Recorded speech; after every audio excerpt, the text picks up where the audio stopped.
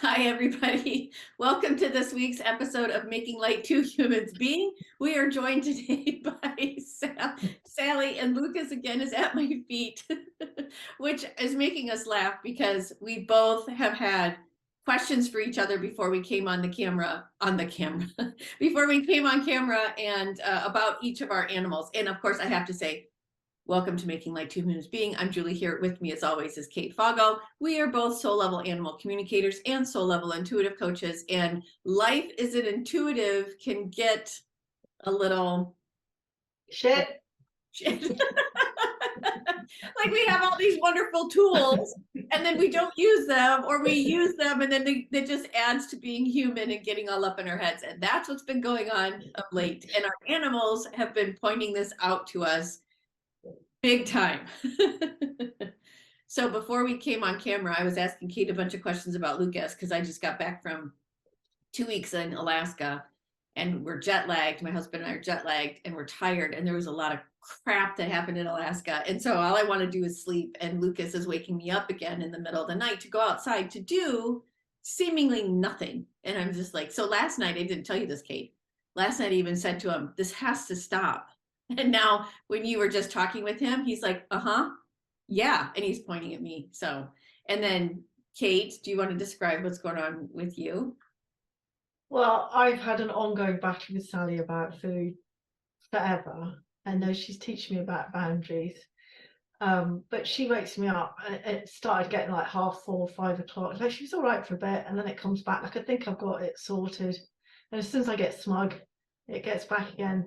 Sally, I don't know how to describe her. I can only imagine it's what it's like if somebody actually tases you. She actually comes onto the pillow purring. I mean, she doesn't only purr, she doesn't scratch, or she's just purring. But I don't know if it's because I'm particularly sensitive, but it's like someone's like throwing electricity through me. I can actually feel her. Yes, that's exactly what it's like. I mean, she's so sweet because it is just purring, but it's like a and she will not stop. I bought a automatic feeder, and she's looked at it, and I'd still have to get out of bed and go and show her. Look, it's opened. She didn't like that at all. She like just stands there all prickly with her tail up like that, going like that, and also, what are you doing to me, mummy?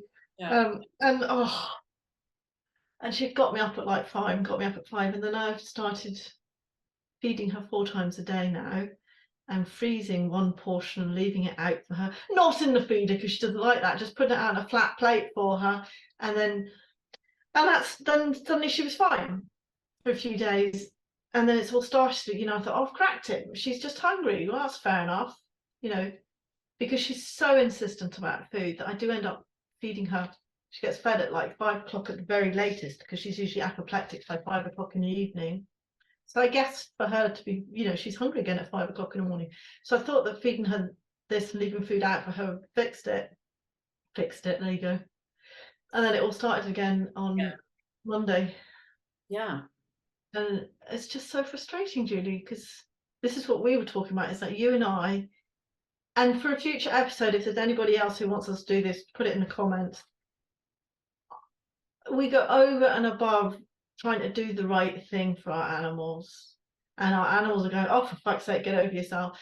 But it's I get into such guy goes, why do you have to make it so complicated? I'm like, well, because she's raw fed, I can't leave the food out indefinitely. I can't, if I put it back in the fridge, then it's cold. She doesn't like it cold. I don't want to heat it up because that encourages the bacteria. Now that I'm actually buying commercial food, like when I was making it myself, at least I knew it had only ever been handled once. Whereas once you mince food, there's a bigger surface area, there's more opportunity for bacteria. Sure, there is, but they're all good, and in my mind, genuine reasons why this is all very complicated. And he's like, just fucking feed the cat or don't feed the cat, it doesn't matter. And actually, that's exactly what Sally's just said to you, isn't it? Yes. Yes. So, and Sally's using food for you because food is a thing for you, right? To figure out what to eat, when not to eat, what all the things, right?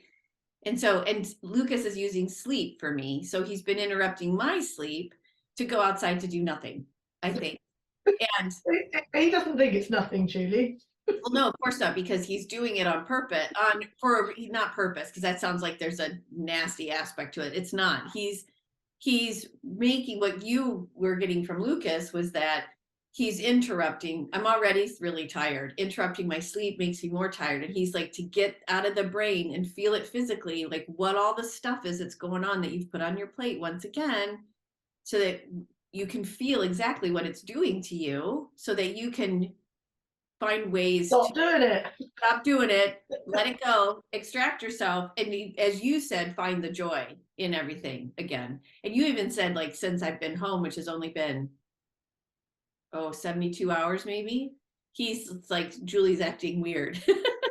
And it is, because I'm all stuck in the crap that's going on with this situation in Alaska that I just don't need to, I really shouldn't care about, as his, per yours and Lucas's thing. So what that was, I thought for us, well, because you talked to Lucas first, and then I talked with Sally, and Sally was saying the parallel aspects of what's going on with both of us. As far Well, that's why I kept hesitating when I was reading Lucas. I'm like, I think that this is all about you, because that's I know, because Sally keeps telling me this is all about you, Kate.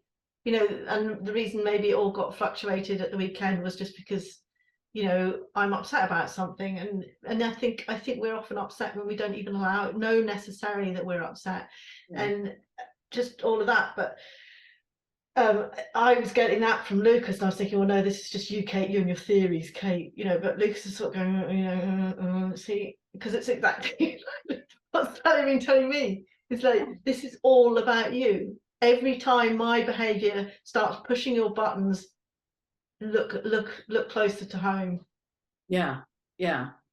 So for me, so as we do soul level animal communication, so he's waking me up in the middle of the night, and I know I just said this, but so I can feel in my body all of this swirling that's happening in my head, and this caring about stuff that doesn't mean anything at all, and putting weight on some people to convince them of something, when there's this whole other group of people that I don't have to convince at all. I'm like, my focus is off, my plate is overflowing, my head is spinning, I'm caring about things that don't mean anything. And he's just like, I'm going to make you feel it in your body, so you finally say, enough, enough, enough. And to another point that came up for both of us was, they don't necessarily care what we do, just do something. So, and for us, it's to do something so that we can let go of this. For me, I'll just say it my ways, but squirreling out of my head. Just do something stupid. Well, we get obsessed with, I think for you and I do see a parallel even with the Alaska thing, is trying to do the right thing. And because it's doing the right thing, it's like we're on some sort of crusade we can never let go of. You know, it'd be different if it was something that frivolous, you know, we'd be allowed to let go of it, but this is serious stuff.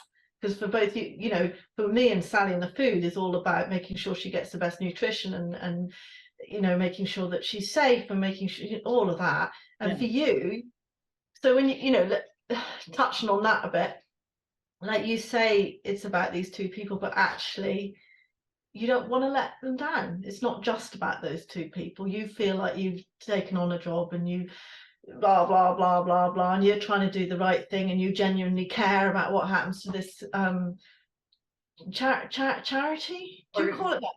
I call it a nonprofit or an organization. Yeah. This non-profit organization, like, you care about it, otherwise you wouldn't have volunteered in the first place. Right.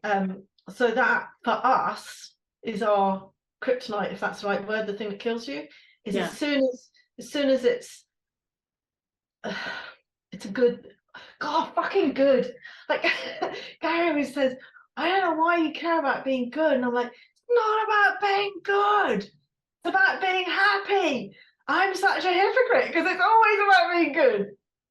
Who gives a fuck what is good? And that's oh, sorry, I'm shouting. So it's like we were talking again about the decisions that we make about ow, Oh, no, she didn't mean to do it. That was me. I put my hand under her claws. Your claws need comfy. she was just looking at you like, ow, that really hurt. What is it about cat claws? But sort of right and wrong and that, and we go through, like, adults don't give a fuck. Like, there is no right and wrong. All these things that we get wrapped around the axle about, Yeah.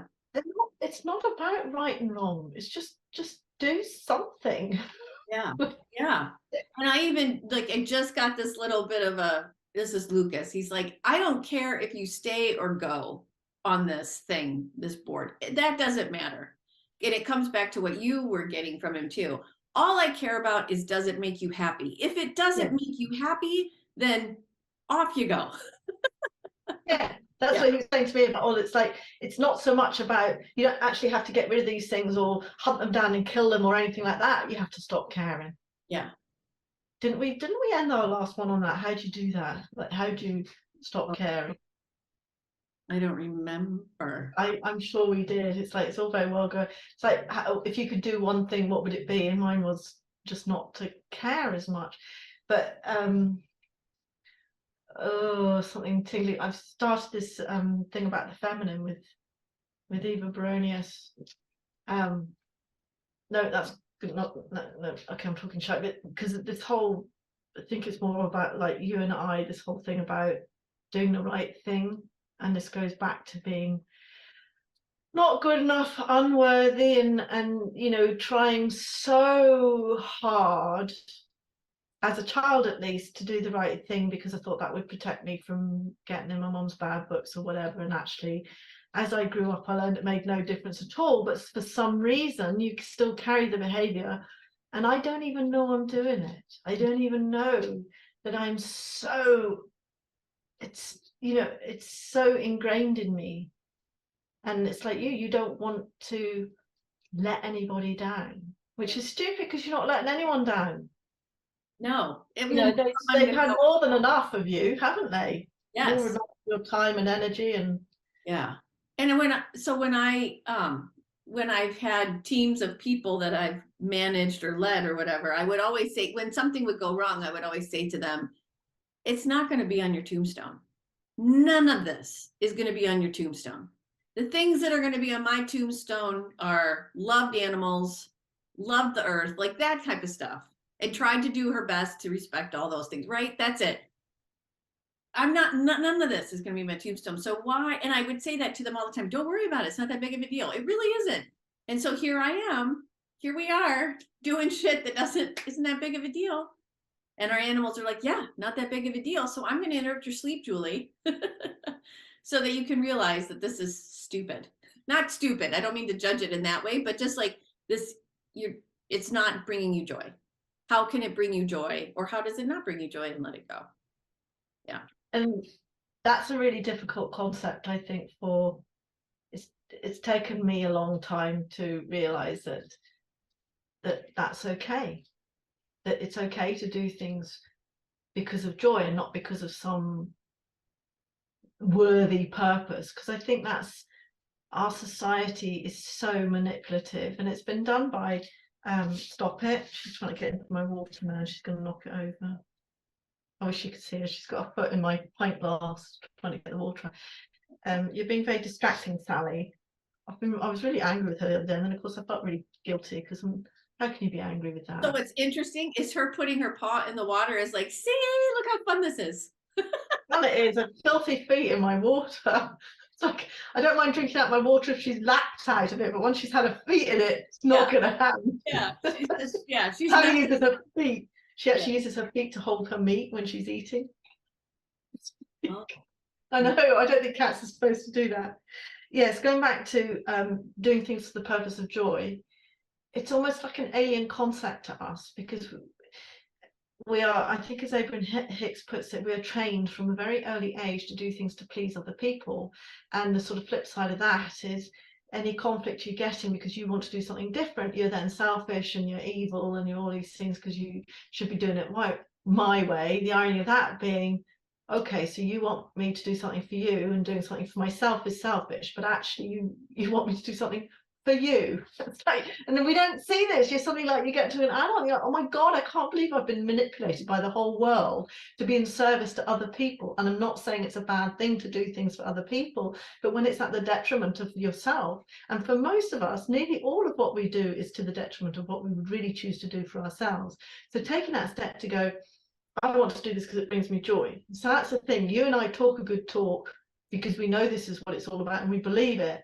But the reality is we still curl up in a tiny little howling ball when the reality is, okay, now stop doing that because that's not bringing you joy. And you're like, but I can't because other people are relying on me and that will make me a worthless person. And I want everybody to like me and all of that. And it's just shit. Who gives a fuck? Why do we care? I know. It's so crazy. It's so crazy. And we know this. And we're like reminded of this. We get all the signs from the universe, the animals, all the things. Oh, you know what? They're just reminding me too. So we had a fundraiser one day out in Kenai Fjords National Park. So we're on a boat, we're on a whale watching boat. And the most of the time that we're out there, which is 3 hours, the doll porpoises, they're dolphin shape, right? Or porpoise shape, but they're black and white. So they look a little orky, but it doesn't matter. Anyway, they were running alongside the boat for most of the time. And they were making me giggle. And I'm at an event for the organization and people are being not very nice to me and all this stuff. And here come these porpoises. And they were just reminding me just now, like, see, we were making you laugh so that you remembered that this part was fun. This part was fun. And it was good. So yeah, it's just fine. You're right. Thank you, Lucas. Thank you, Kate. And going to you specifically, because obviously we did talk before we came on. I'd just be curious to know, because you said that there was somebody else in this board that has actually resigned as a result of everything that's been going on. Somebody who hasn't been in the firing line in the way that you have, and yet they've still gone, all right, enough. Yeah. What do you think of him? I think of him as I've thought of him as a role model this whole entire time. And when he quit, I think of it too. Like, see, you can just let go. Okay, I was going to say, you did not think badly of him at any moment. Did you ever think, oh my God, he's selfish, he's this, he's that, all these things that you think people think if you go? Yeah. I mean, we're just such hypocrites. Yeah, we are. Yeah.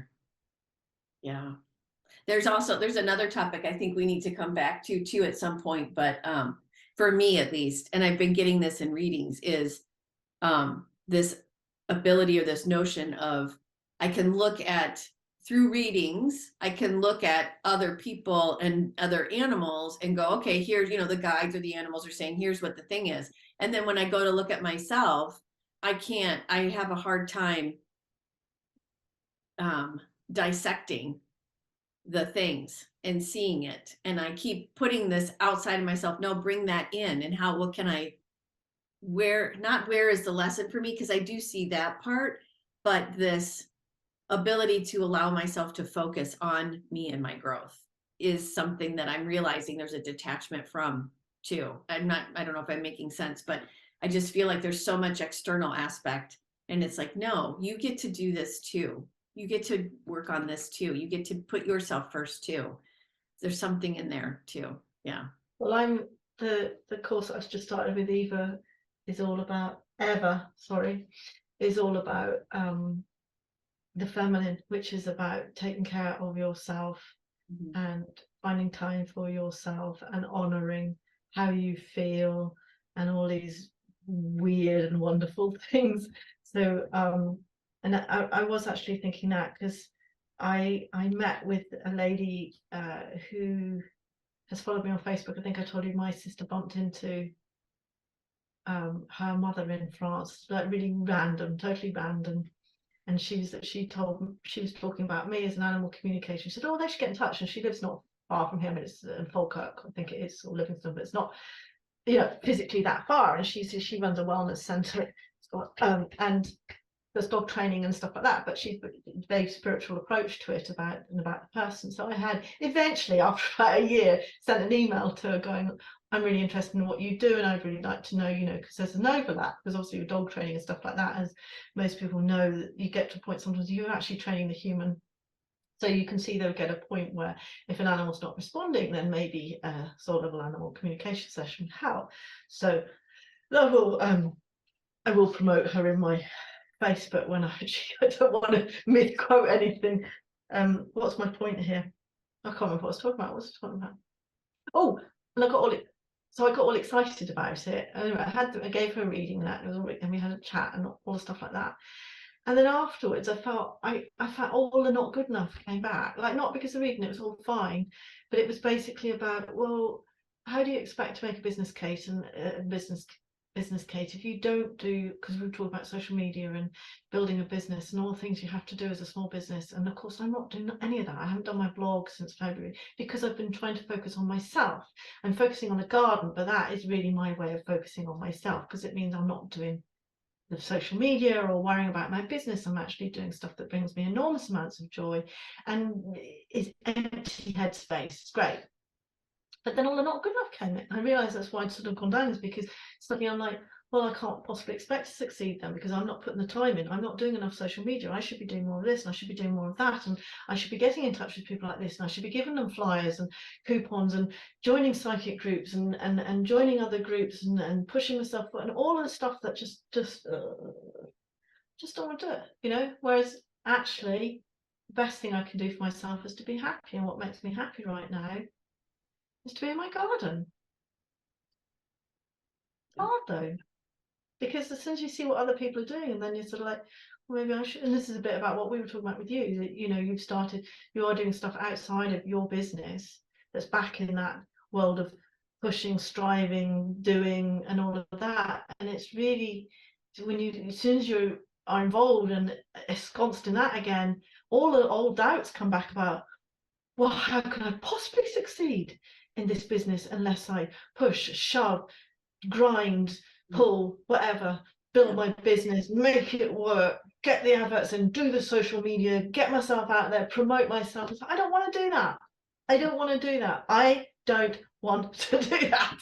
And well, that's not surprising, Kate, that you're not building a business. It's really hard. If you can shut yourself off from it entirely and you can tootle along with the fairies over here, you know, you can be okay with yourself. But as soon as you're faced with reality, as people call it, then suddenly it's all, God, so much in it, all of that, Julie. I know. Are just everybody just know, you may think, I'll just say this, you may think your animal is doing something to irritate you or something that you can control. And it's just really time to take a look at what are they actually trying to help you achieve. So, and for us, to me, it's taking away the getting out of the microscope view of yeah, I think you know, instead of jumping straight to the lesson though, unless you're well versed in it, it's really like, what's going on with me? Mm-hmm.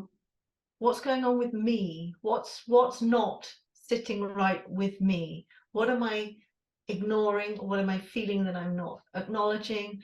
What situation have I got myself in that I'm not happy about? What am I not seeing? You know, before you leap to the lesson, because Julie and I have been doing this for a very long time. Yes. And believe me, there's always more. But it is, if your animal's doing something, it's like, well, what is going on with me? Because quite often they're reflecting us, and there's quite often a sort of poetic symmetry in what's happening, but you won't necessarily see it straight away. Yeah. Yeah. Bless them. Yeah. Well, we thought we'd keep it short. We did keep it short. Well done. Yeah. Good. So, Julie, I look forward to seeing your retirement letter. Resignation letter, retirement letter, resignation letter to the board. Dear sirs, you're a bunch of fannies. Love, Julie.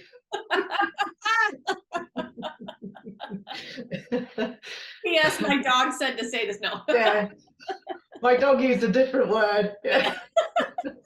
That would be funny, wouldn't it? It would be.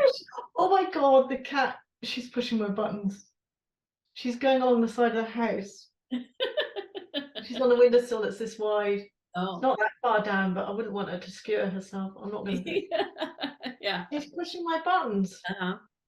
You know why? I built a fence for the, I moved the fence for the chickens, and I've built her a little cubby hole to go, a little thing to go through. She just will not. She will not use it. So she just hurls herself, and that's why now she's actually jumping up and walking around the side of the house on a windowsill like that, rather than use the little hole in the fence that I made for her.